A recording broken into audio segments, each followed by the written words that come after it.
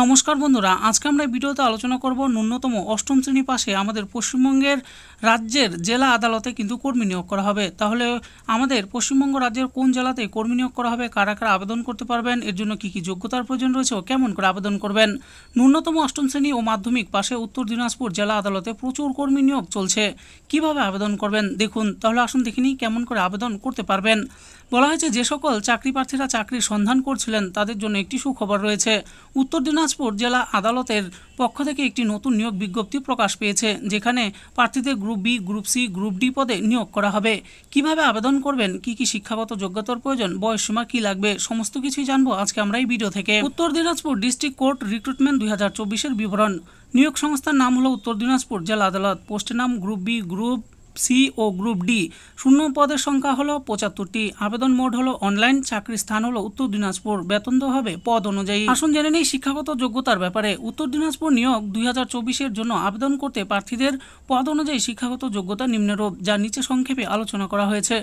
Group B পদের জন্য দেখুন কি কি বলা হয়েছে। ইংরেজি স্টেনোগ্রাফার।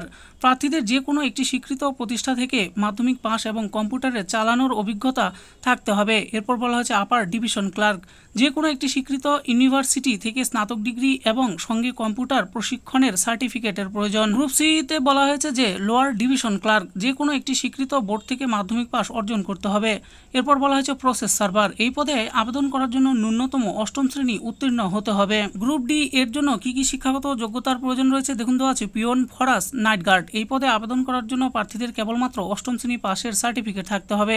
বয়সসীমার ব্যাপারে কি বলা হয়েছে, 18 থেকে 50 বছরের ভিতরে হলেই সব পদগুলির জন্য আবেদন করতে পারবেন আপনারা। আসুন এবার জেনে নেই কিভাবে আবেদন করবেন। অনলাইন আবেদন প্রক্রিয়া সহজ ও সুষ্ঠুভাবে সম্পন্ন করতে হলে নিচের ধাপগুলি অনুসরণ করুন।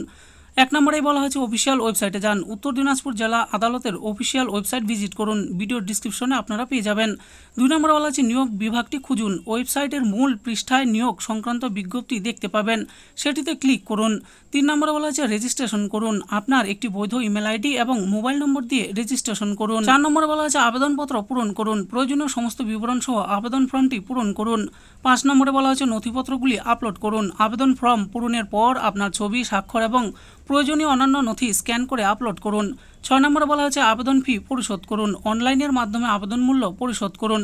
7 নম্বরে বলা হয়েছে আবেদনপত্র জমা করুন। সর্বশেষে সবকিছু একবার চেক করে আবেদনপত্র জমা করুন। আবেদন ফির ব্যাপারে কি বলা হয়েছে, যে সকল আগ্রহীও প্রার্থীরা এই নিয়োগের জন্য আবেদন করবে বলে চিন্তাভাবনা করছেন তাদের পদ অনুযায়ী আবেদন ফি জমা করতে হবে। এই নিয়ে বিস্তারিতভাবে জানতে নিচে দেওয়া অফিসিয়াল বিজ্ঞপ্তিটি দেখুন।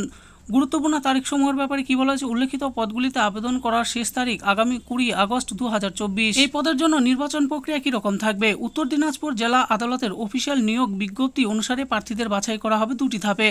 প্রথমে একটি লিখিত পরীক্ষা নেওয়া হবে। পরীক্ষায় পাশ করা প্রার্থীদের ইন্টারভিউর জন্য আমন্ত্রণ জানানো হবে। ইন্টারভিউতে পাশ করলে চাকরির জন্য নির্বাচিত করা হবে। তো বন্ধুরা দেখে নিলেন, আজকে আমরা ভিডিওতে আলোচনা করলাম আমাদের পশ্চিমবঙ্গ রাজ্যের উত্তর দিনাজপুরের জেলা আদালতে কিন্তু কর্মী নিয়োগের বিজ্ঞপ্তি প্রকাশিত হয়েছে।